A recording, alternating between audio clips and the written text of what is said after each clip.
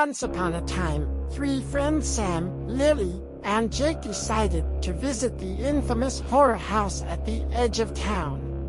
Known for its terrifying reputation, they thought it would be a fun adventure. As they stepped inside, the door creaked ominously, sending a chill down their spines.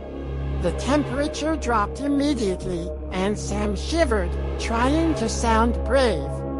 "This is fine," Sam muttered to himself. "Totally fine, just a house."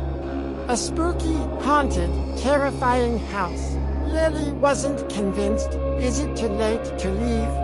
"I really like my life, my normal life," she said, gripping Sam's arm. Jake, who had the sarcastic bravado of someone who read too many horror novels, smirked.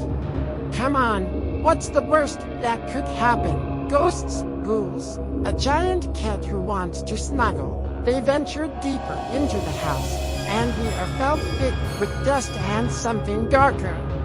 With each step, the house seemed to get colder and more oppressive.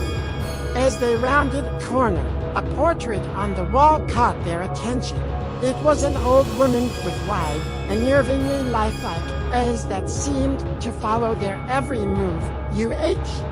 "I'm going to have nightmares about that lady," Sam said, backing away slowly, his heart pounding. Lily peered over Sam's shoulder and froze.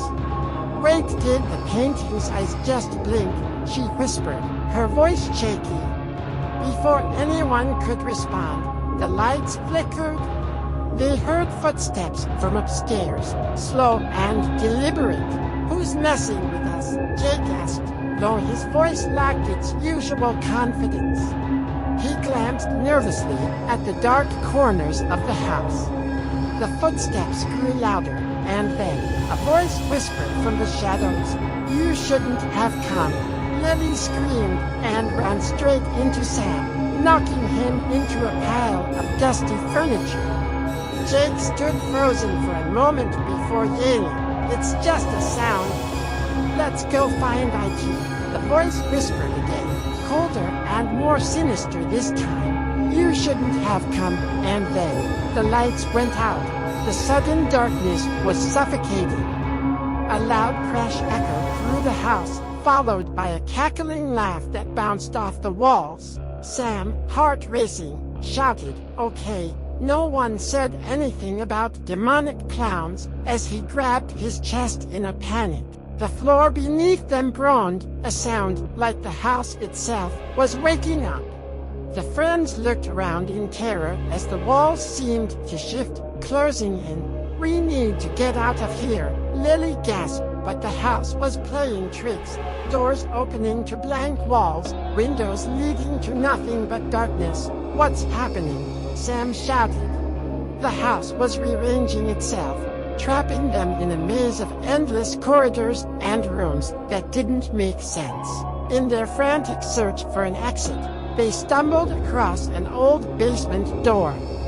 There was no other choice but to open it and step into the unknown.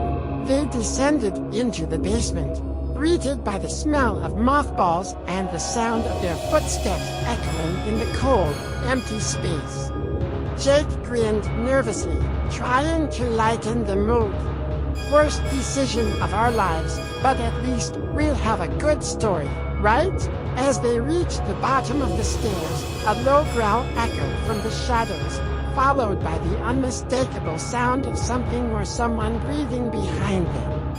They spun around in terror, realizing they were no longer alone. The house had claimed them. They were now part of the horror. The house wasn't just haunted. It was alive, and they were its new victims. The end, or the beginning of a far darker tale.